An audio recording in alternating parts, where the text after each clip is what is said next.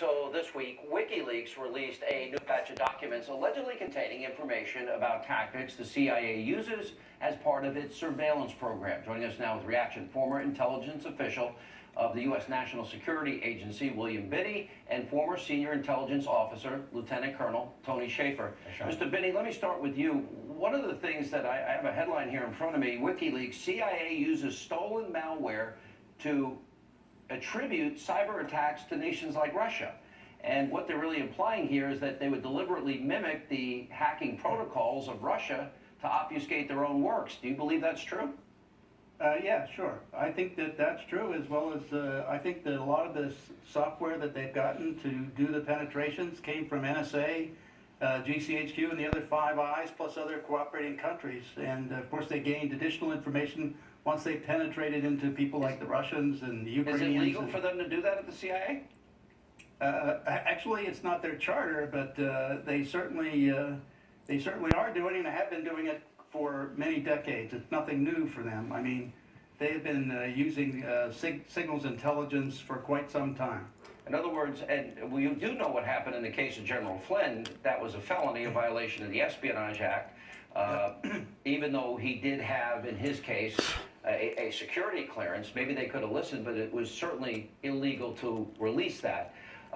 Colonel SHAFFER, what is your take on all of this? And when the intelligence community, and I'm sure it's just a few people, I have great faith in our intelligence services, and what they do is really dangerous and important. Precisely. But if they're leaking information on Americans and using techniques that could possibly spy through our TVs and not allow full encryption of our phones, that's somewhat troubling to me. Well, part of the deal is all those vulnerabilities, Sean, you just mentioned, the bad guys have too, and this has always been one of my concerns. I've done this sort of thing for a living about the time William was doing it. My concern when I was on the inside is these people, our intelligence agencies, have huge technology and huge power. So that power must be used ethically and focused on the adversary only. What you've seen here, as you pointed out, Sean, it was used against one of our own. Lieutenant General Mike Flynn is a friend of mine. So I first, on a personal level, I think it's horrendous. On a legal level, it needs to be prosecuted. Yeah. So I think we have to understand, it's good that we understand these things. It's good we have people who understand the tools, but how you use those tools ethically, legally, and morally is hugely important. Colonel, if the CIA, in fact, WikiLeaks now, they have a track record. They've not been wrong in all their years of existence. Right. They've not been proven wrong one time. And I'm looking at these documents.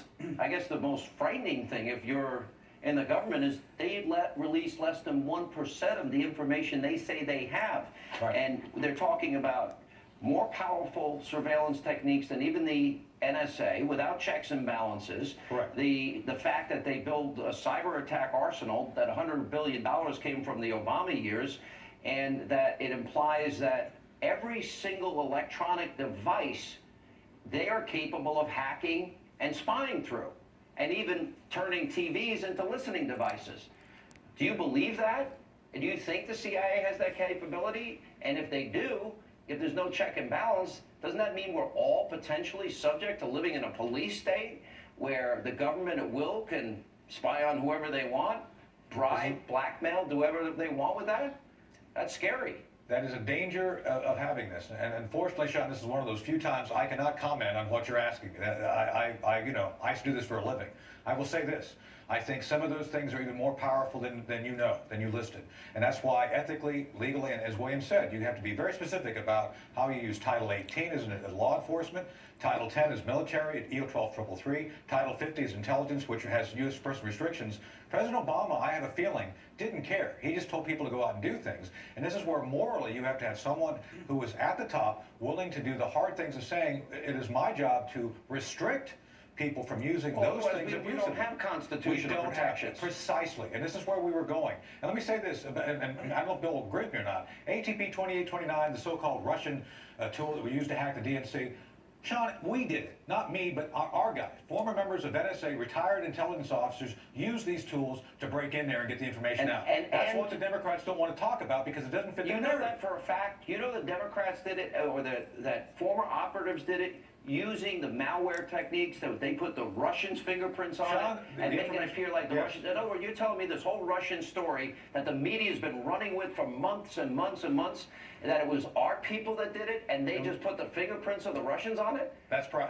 The whole Do you idea, have proof of that? I don't have proof of it, but I'm telling you this is what I've heard, and what I'm trying to telling you is that if you go back and actually talk to people inside, the evidence is not that the Russians did it. The evidence is a Russian tool was used. What I'm saying is concerned Americans who were fed up with the Clintons doing things, I think were the ones who actually got in there and broke the information out and gave it to WikiLeaks. I've mentioned this to other reporters, by the way. They don't seem to be interested in going and checking this out because it doesn't show Talk up to the John narrative. Solomon and Sarah Carter. They want to hear this. Well, this- Last they question, should Mr. go- Binney. yes. You had told me that you say that every phone call, every text, every email of every American is gathered into metadata right now by our government. Every single call, text, email. Is that true? You know that? Well, it's not just the metadata, it's the content also, yeah.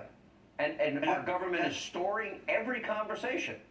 And that's why I wrote that up in a sworn affidavit in support of Jewel versus NSA, challenging the constitutionality of And you say NSA collecting Executive all Order this data. 12333 allows that.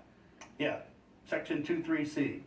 And that is the same one that Obama altered so 16 other agencies could now share in that information of, Yeah. of Signet. that's a- That is, If I could point out a greater danger here, Sean, the point is they know about all these weaknesses in firewalls, operating systems, switches, servers, and so on, and how to break into them, and they aren't fixing them. That means that everybody in the world, including all of us here in the U.S., are still sitting there all vulnerable to attacks. Right. And they're doing it as, you're saying they're doing it as a matter of course, and that's why you Yes, left after 32 exactly. years at the NSA. And the point is that they come back to us after an attack and say, well, we need more money for cybersecurity, when in fact they don't fix the problems they already know. All right, And I so gotta they're let not you giving both us go. cybersecurity, you know, Scary. so Right. This is worse than any spy novel I can think of. Thank you all for they're being with us. swindling us. Thank yeah. you, Sean. All right. Yeah, thank you. And coming up, Wall Street Journal.